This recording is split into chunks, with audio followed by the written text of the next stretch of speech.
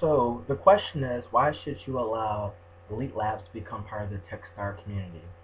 We firmly believe in the lean startup philosophy. As a result, we've been doing customer development for about a month and a half now, so we can gain better insight on our targeted demographic and potential users. Excuse me, targeted market and potential users. I'm a little nervous.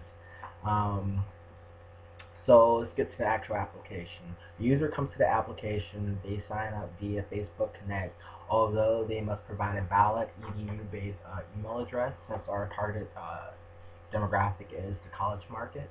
Uh, next, they will next we will parse out all the needed data from their Facebook account, then allow them to invite all their eligible friends from their Facebook account.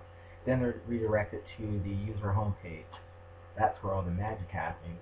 Um, they will be presented with what we call the social commerce activity stream. The social commerce activity stream is filled with social commerce objects, of course. And a social commerce object, you can think of it as a social activity or action pertaining to commerce, right?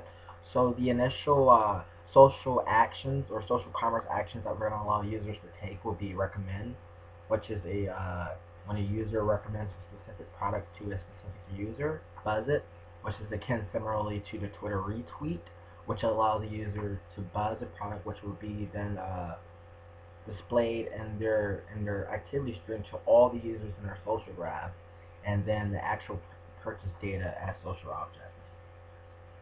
The stream itself won't be inherently real time. It will be near real time, but not totally real time, since the real focus was to provide the user with a relevant, a fresh stream of social commerce activity, right? So it's going to be basically content that's relevant. It's basically going to be products that are proprietary algorithms determined that's relevant to that user, but it's also going to be content that's fresh, like produced in the last 24 or 48 hours. On the left-hand panel will be the product watch list feature. Now this feature allows users to create a product watch list, which will then be loaded in the commerce stream area, and this would basically be product listings and the social conversation occurring on the app pertaining to that specific product, all in one integrated stream. All right, it's going to be streaming. All right.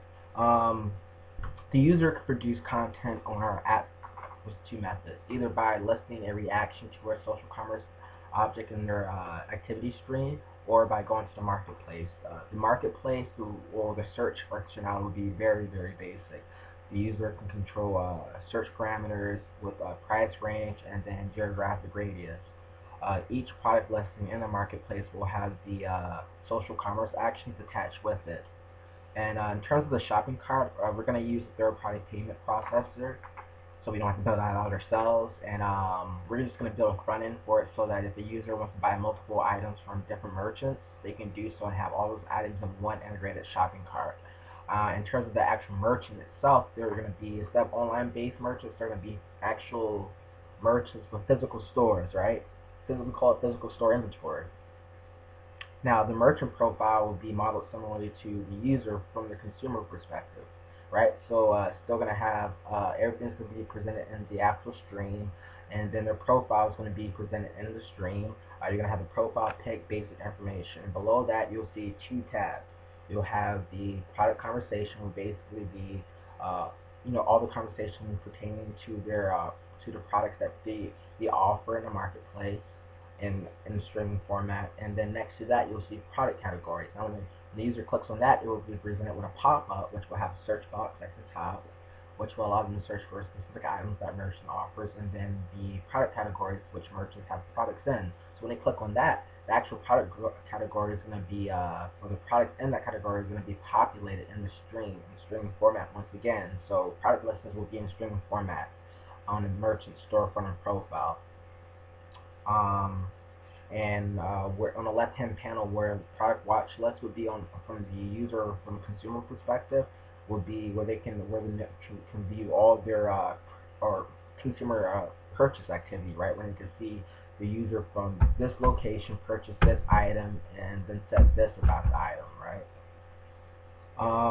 And then we're gonna have product pages for deeper product discovery, and these pages will be generated dynamically with the semantic publishing framework that we're working on. It's basically going to be a mashup of structured data, right? You're going to have the you're going to have pictures pertaining to that specific item, videos pertaining to that specific item, and then a social conversation pertaining to that item. So it provides a greater social context to each and every item available in the marketplace.